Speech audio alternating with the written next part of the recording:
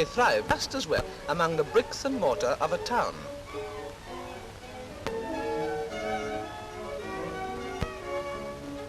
Keep them clean and well fed, and pigeons will thrive anywhere. Nest boxes like those at the back should be provided, and each sitting consists of 2 eggs. After 1 day's sitting, the shape of the young bird can be seen in the shell. At the end of 3 days, the heart is already beating down below in the middle.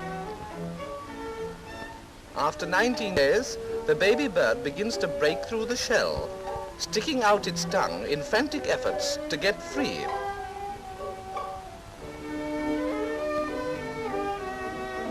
At length, a large piece of shell is broken off. Then a head comes out, followed closely by a foot, and the squeaker, as a young pigeon is called, blindly wonders what sort of world this may be. At 3 days old, the babies are still blind and covered with yellow down. After a fortnight, the down is re-feathers. At this tender age, spurs already have the homing instinct and, if taken from their nest, immediately go back.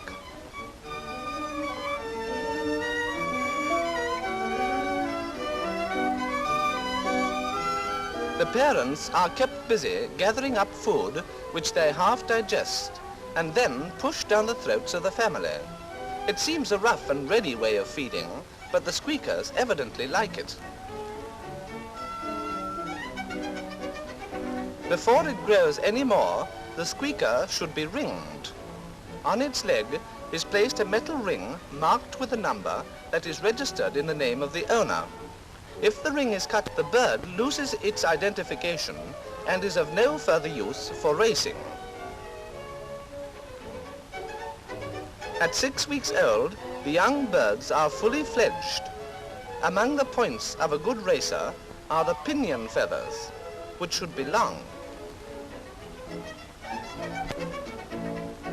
The 2 middle tail feathers ought to overlap when the tail is closed.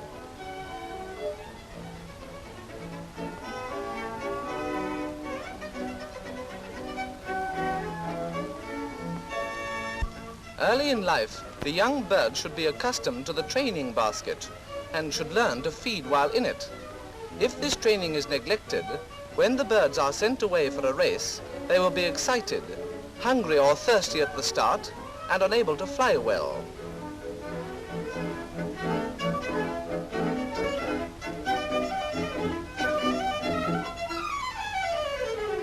To train them for racing, they should be taken a short way from home and released for a practice flight.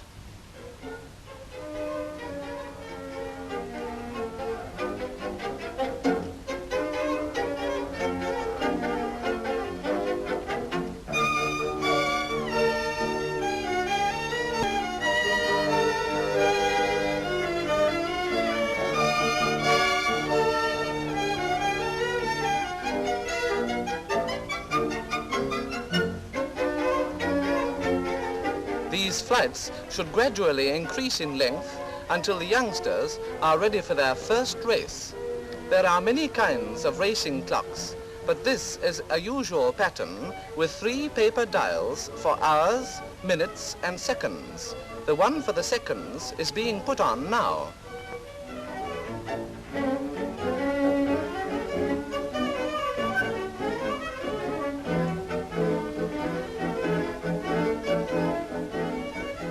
All the clocks belonging to members of a racing pigeon club are set by a master clock, so that at the same time as nearly as possible.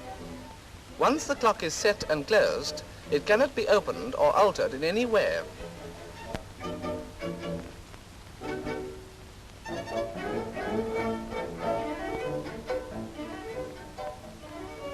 On the day appointed before the race, members of the club bring their birds to be marked.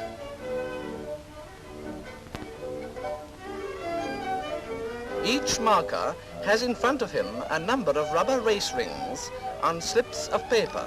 ring and paper bearing the same number, which is written in a book against the competitor's name. Inside the paper is a secret number, corresponding with one inside the ring.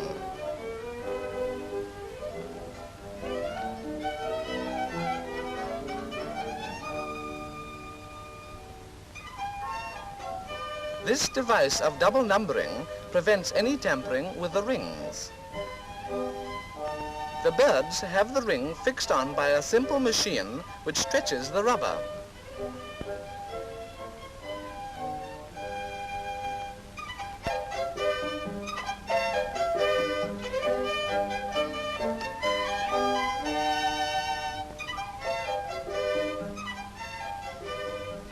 And in important races, the number is stamped on the wing as well.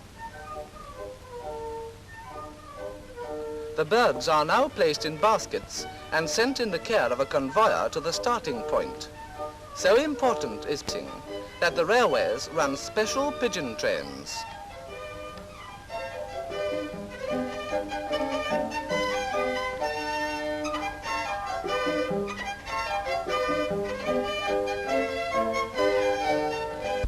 Before the race, the pigeons are watered and fed if necessary.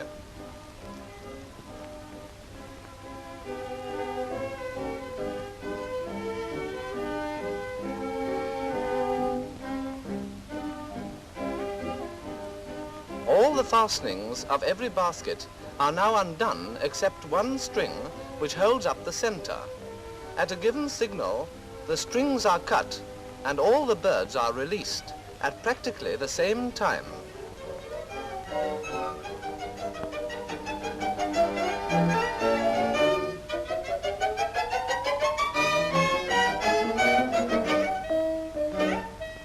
A slow motion view of a release is interesting because it shows clearly how the birds lean backwards in order to rise quickly. Some pigeons seem to beat the air to little purpose, while others make definite progress with each wing stroke.